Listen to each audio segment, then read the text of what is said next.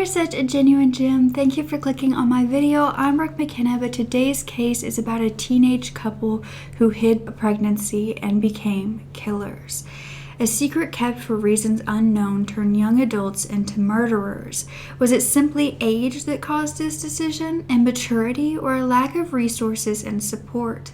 The most baffling part is how small the sentences ended up being and how long the killers have been released. If you don't know, it's my absolute passion to tell these stories. I mean no harm or disrespect when I do so. So if that's something you'd like to support me in doing, all you have to do is make sure you are subscribed with the post notification bell on, giving this video a thumbs up, and leaving a nice comment down below. Now let's get back to the story.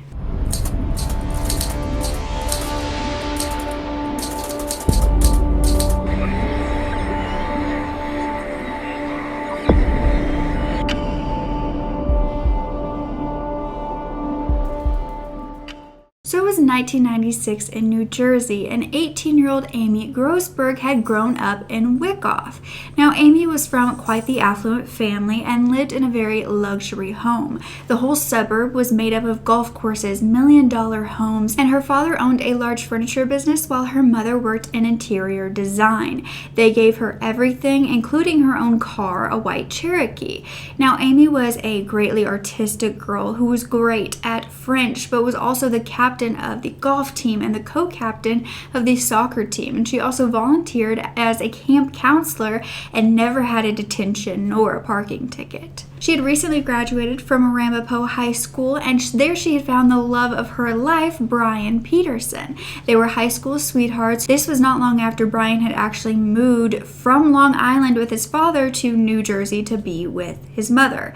Brian was also given everything he could possibly need or wanted by his parents, and he lived with his mother and his stepfather, who ran a video business that was at this time a huge success to be able to rent those movies. This couple was known to be perfect kids, perfect students, and destined for success. Many who knew them said it was about as serious as a teenage relationship could get. But after graduation, Amy had applied to be an art major at the University of Delaware, where she was accepted in Newark, Delaware. Now, Peter enrolled in a college in Gettysburg, Pennsylvania as a soccer player. This was only 3 hours away from each other, but the couple planned to stay together no matter what. They moved into their respective dorms of September, and Brian would come and see Amy about every other weekend, and they would spend time together. Their relationship appeared to be just as strong as it was when they were living near each other. It wasn't long before Amy's roommates and floor mates were having discussions behind her back about her. And more than anything, they were worried and frustrated and felt like she was hiding a lot from them. You see, Amy was used to wearing very baggy clothes at home, but at college she didn't seem to care as much, and she was wearing what all the students were wearing, these super tight, kind of more cropped clothes. This was nothing that was abnormal to college students, and something that wasn't frowned upon normally, except for the fact that there was other symptoms accompanying it and other things that appeared to be very strange. Symptoms like a rounded belly, waking up in the morning to throw up, and cravings. Amy was a discussion that college kids around her could not give up. They hadn't officially asked the question though, because they wanted to respect her privacy and not make her feel uncomfortable, though she never mentioned pregnancy or babies at all. Students began to really stop talking about her because they found her boring after a while. She wasn't talking about it. She was getting bigger, but they had no evidence that it was a baby and not just weight gain. She didn't miss class, she kept to herself, and there was really nothing more to say. Until November 12th of 1996, when Amy left her dorm room around 2 a.m. Now, of course, this wasn't a strange time for a college student to be out and about, but she returned later that day completely normal. Everything was fine. Her roommates noticed nothing different about her that day until 5 p.m. rolled around. An ambulance was called and Amy was taken to the Christiana Hospital. Her roommates had found her slumped on the floor, saying that her stomach hurt extremely badly, and they noticed she was really pale, and then blood began to pool around her pants. She was beginning to seize, and that's when they ran for help. As Amy was receiving help from hospital staff, the police in Newark were also getting another call for another case. You see, a cleaning lady had been going from room to room at the Comfort Inn motel, and she had found bloody sheets in room 220. Now, there was enough blood that she knew it wasn't just someone starting their menstrual cycle. So she ended up calling the police, and they were arriving to the scene just as Amy was finding out that she would be fine. Doctors had been quite confused, though, because Amy claimed to have no idea as to what was going on, yet they had found a baby's placenta still in her uterus, which hadn't passed through with the delivery of a baby. This was causing complications and seizures and would have continued happening if she hadn't gone to the hospital. But Amy was denying ever being pregnant, and everyone around her was saying, no, she's never confirmed pregnancy to us either. After the doctors told Amy that there was no other way this happened other than a pregnancy and birth, they finally got their answers, including where her baby was. By the time this information had reached police investigating the bloody sheets at the motel, the canines there had already tracked down the baby. The canines had brought them over to the dumpster at the back of the building, and a baby was located wrapped in a trash bag. He was a baby boy that they had not gotten to in time, and Amy finally confessed to giving birth in a motel, that the baby was stillborn, and that her boyfriend had disposed of it. While they began to look for her boyfriend Brian, they first visited his campus in Gettysburg, Pennsylvania, and the student counselor heard the police were there for Brian and ended up coming forward to say that he was just there at a panic. He had arrived and he had gone to the counselor and told them that he had gotten rid of the baby his girlfriend had just given birth to. Inside his dorm room, they found more bloody sheets, and Brian was arrested at this time for concealing the death of a baby. Investigators were also preparing to arrest Amy on misdemeanor charges as well as soon as she recovered in the hospital. Now, while Brian was in custody, this was in Pennsylvania where his dorm room was, and he was actually soon released due to the death actually happening in another state, which was Delaware.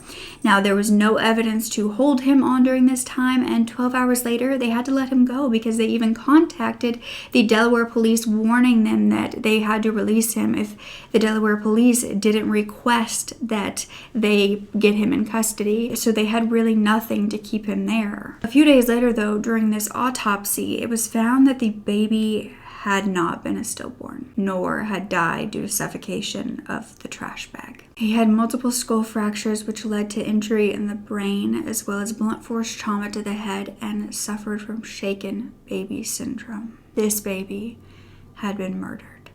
Now, the medical examiner had to write the death certificate for this baby without a name, and so instead they named it Baby Boy Grossberg. Amy was released from the hospital after 5 days and immediately taken into custody. She was leaving the hospital with the police looking extremely pale and still sickly, but the misdemeanor charges were a thing of the past. This 18-year-old was being charged with first-degree murder in Delaware. However, her partner in crime was nowhere to be found. After his stint with the Pennsylvania police, he was released and he vanished. Brian Peterson was on the run, and this became a nationwide manhunt with the media exploding on this case. His family, who had a lot of money, did hire a lawyer for him, and investigators spoke to this lawyer, but the lawyer claimed to have no idea where Brian was and that the family didn't know either. Investigators did rush to Brian's father's home, which was on Long Island, where they believed that he was hiding, but they got there and this home was this huge ranch-style mansion, but it was completely empty. There was no one inside, not even Brian's father, and there were also newspapers from prior that week that had not been picked up. And those who knew him from where he lived on Long Island claimed that none of this sounded like something Brian would do at all. The FBI were leading this search at this point, and Brian's lawyer claimed that Brian wasn't fleeing, and his family knew that he needed to turn himself in, and if he contacted them, that's what they would tell him. And meanwhile, Amy was being held in jail undergoing psychiatric evaluation. Her own lawyer claimed that prosecutors were moving too quickly in charging Amy, and the facts weren't properly developed, and everyone would agree, after finding everything out, that Amy had not committed a crime. Everyone was following this case nationwide, whether it was in national newspapers, on the radio, or on TV. Finally, Brian did turn himself in, driving with his lawyer and his parents to the FBI office. As he was escorted in handcuffs, he was also wearing a bulletproof vest to get him from the FBI office to a jail cell.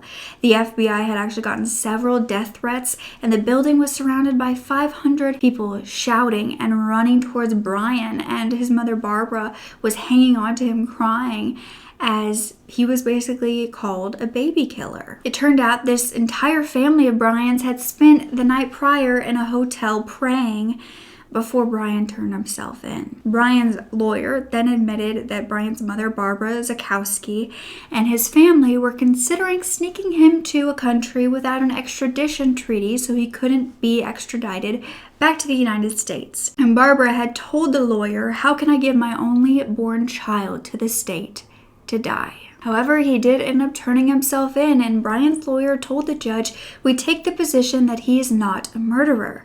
However, Amy's lawyer had said the exact same thing. Both Amy and Brian were released on bail and sentenced to house arrest for the next 7 months until the trial began. And the DA announced that they planned to seek the death penalty because the victim was under 14 years of age. The trial had limited publicity allowed and no public comments due to the media rush outside of the courthouse. However, Amy's lawyers weren't going to abide by this, and they actually spoke to Channel 10 about Amy not committing a crime. He then planned to get Amy and her parents interviewed by Barbara Walters of 2020, and her lawyer promised the court that they would follow all of the court orders and wouldn't discuss evidence or testimony in the case, that it wouldn't interfere with the trial. So this interview aired on June 6th of 1997, and Amy was very tearful, saying, "It was part of me. My heart breaks. I would never hurt anything or anybody, especially something that has come from me." She said she was the furthest from a baby killer and was continuing to mourn him. Her mother, Sonia, and her father, Alan, agreed that she was too caring and giving to hurt a baby. But they said that they had seen her 2 weeks before she gave birth and had no idea that she was pregnant, only that she had put on a little bit of weight. Her lawyer, Robert, said, "You know, it's never too late to do what is right based on the evidence. And it's only after time and over time that you really find out what a case is about. It's our hope that they'll take this opportunity and take a fresh look at the case." The lawyer then told Barbara Walters that he was considering seeking separate trials for Amy and Brian because together certain evidence is inadmissible. The prosecution believed that this interview was a breach of the orders against publicity and were going to fight against that. In that interview, Amy said that this had all put a strain on her and Brian's relationships, that they didn't get to see each other often because they were on house arrest, but she could still see a future with him. And as the trial began, they started holding hands at first, but when the statements started, when their lawyers really went at each other, that's when they began to turn on each other. No longer inseparable soulmates. It was revealed that Amy went into labor after midnight on November 12th. She had spent the last 9 months hiding her pregnancy from everyone, her family and herself. She had told Brian from the beginning that this baby didn't exist. She wanted nothing to do with it. She wanted to get rid of it, and always referred to the baby as an it. That night, her stomach began to hurt so badly that she realized she had to come to terms with the fact that this was happening, and so she called Brian, but she knew that this would take him 3 hours to get to her.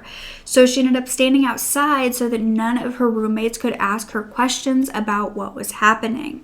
But when Brian got there, the labor was getting harder to manage because it was time. So Brian allegedly told her that he was going to take her to the hospital, and She allegedly fought him on this, saying that she didn't want anybody to know and she didn't want to go to a hospital. As Brian drove past the Comfort Inn motel, he decided to go in, pay $52, and grab a room so that she could give birth in there. This is around 3 a.m. and not long after, a baby was born. Their baby.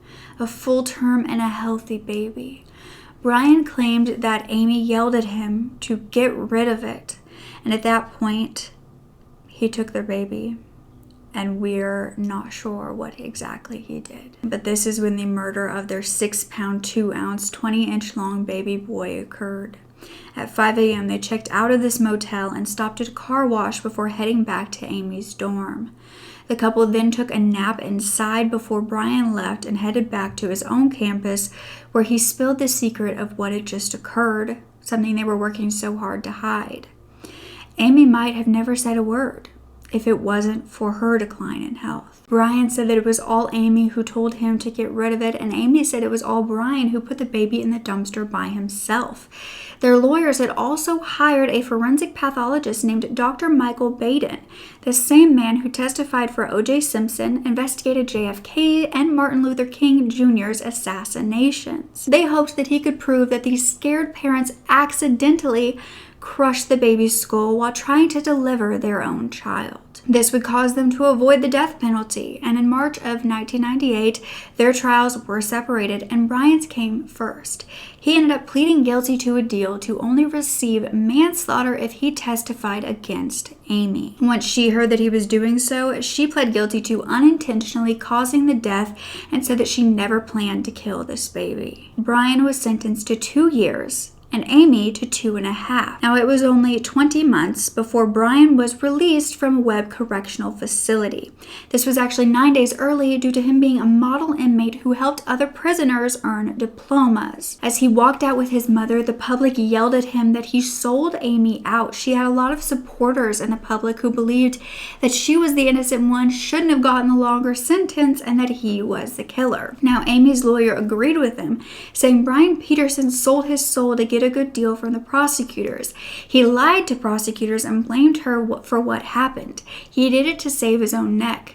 That's why he was released and she remains in jail. Brian would be on probation for the next 2 years with 300 hours of community service. Now, he went to live with his family in New Jersey and made a statement to reporters at that time saying, "I apologize for my part in the tragic events that occurred 3 years ago. I'm very happy to be home with my family and loved ones, and I look forward to resuming my life. I can assure everyone that I will reward their confidence in me and make them proud of me in the future." His lawyer claimed that he no longer had feelings for Amy and wanted to counsel young adults on the responsibilities of being a father. 4 months later, in May of 2000, Amy was released after 22 months in jail. She had first gone in on protective custody, protective isolation, because they feared the other inmates would target her for being a child killer. Now, she was later moved to the regular population and was fine because she was released from Baylor Women's Correctional Institution for good behavior. She had earned 21 college credits. She was well behaved. She obeyed all the rules and she participated in the programs. She also worked as a janitor, but when she was released, she too went home with her family but refused to talk to any reporters. Her lawyer said that she planned to continue education, that she had 5.5 months of parole, 2 years probation, and 300 hours community service. But 8 months after Brian was released, he was arrested again. He was at the New York Mets baseball game when a friend of his allegedly threw a bottle at the Atlanta Braves pitcher John Rocker. Now, when police arrested his friend, Brian got in the middle and refused to step away. Brian said it was all a misunderstanding, that he was trying to move away and couldn't, and he did have permission from his probation officer to attend the game. If he was charged with this, though, his probation could be revoked. He ended up pleading innocent and he was released. And his probation officer said that no one is more aware of the stupidity of this action than Brian was. Now, 10 years after the murder in 2006, it was found that Brian had moved with his family to Jupiter, Florida. They still had their same video company rental where he worked. He ended up marrying a college student named Jamie and got a degree from Montclair State University. He has spoken to different reporters and the media that if he ever has children, he will teach them to come to him with their problems, no matter how ugly, because that's what he didn't do with his parents. Amy is still in New Jersey with her parents and now has her own business. It's custom-made greeting cards with crystals for different announcements, including pregnancy. It's successful enough to be in shops in New York, New Jersey, and California, and she's also decided to go to different high schools and talk to kids about teen pregnancy. Now, she spoke at Pompton Lakes High School for 9 periods about having to live with what she did for the rest of her life. However, at the end, the students and parents who heard her speak were horrified. They claimed that she was showing no remorse, continued denying any wrongdoing, and just said that she was too ill during labor to know what was going on. Now, although this baby did end up having a burial, Amy, Brian, nor their families were in attendance. He was in the morgue, unclaimed, for weeks prior, and a YouTuber named Stories from the Grave claimed that the coffin was actually donated, and no one has ever come to see him at this graveyard. His tomb reads, "Always in our hearts." But why did they feel the need to hide their baby from the world? They were past high school, which is normally when, pregnancies are most taboo. They were going to college, but they could postpone that for a little while. And it was found that Amy said that she wanted to keep her pregnancy from her mother more than anybody else. In fact, her mother would ask her to come home from college while she was pregnant, and she would make a plan saying that she couldn't come. Except she also said she was not frightened of her parents' reaction if they had found out. An old friend of Amy's said that she was the sweetest girl you could ever meet, and it was like Barbie getting busted. A friend of Brian's said there's a lot of pressure in a neighborhood like that, especially with the girls, to be the perfect princess. She must have built up in her mind how terrible it would be if her mother found out, how everybody would look at her. Image is everything. Now, only 6 months after baby boy Grossberg's murder, a very similar case would happen in New Jersey, where Amy and Brian met. Now, on June 6th of 1997, a high school janitor at Lacey Township High School would head into the woman's bathroom after being told about blood being inside. While searching, they discovered a baby in the trash wrapped in garbage bags. When the ambulance arrived, the EMTs spent 2 hours trying to save the baby, but were unsuccessful. Seem eerily similar? Well, no one at that school was known to be pregnant either. However, after the blood was found, chaperones were asking the students if they knew anything about it. And this was when, in the middle of high school prom night, a group of seniors were asked. And a girl named Melissa Drexler said that she was just having a heavy period. This made sense to her friends who had heard her complaining of bad stomach cramps in the car ride there. It turned out that Melissa was from a middle-class family and was a senior at 18 years old, planning to study for a career in the fashion industry. She was 5'7" and 130 pounds with a tiny frame that never got any bigger over those months. She, just like Amy, had kept her pregnancy a secret from her family and friends, but Melissa had also kept it a secret from the baby's father, John Lewis, as well. On her senior prom night, she gave birth in the school's bathroom. When a friend asked if she was okay in the stall, she said, "I'll be done pretty soon. Go tell the boys we'll be right out." This was when she gave birth over the toilet, where she had to retrieve her healthy baby boy from the water. It's believed that she cut the umbilical cord on the napkin dispenser edge. She then placed the baby in a plastic bag before dropping it in the trash can. Like nothing happened, Melissa made it back to prom, ate a salad, and danced with her boyfriend. When news broke, the media immediately dubbed her the prom mom, and she was charged with murder. She pled guilty to manslaughter and was sentenced to 15 years, much more than Amy or Brian. She was said to show zero remorse, even smiling during the trial. Her boyfriend, however, cried at the sentence. She was then released after 3 years and 1 month. Now, as of 2019, Melissa is a married mother of 2. She has been in contact with John Lewis, her ex-boyfriend, since, and they have complimented each other on their nice families.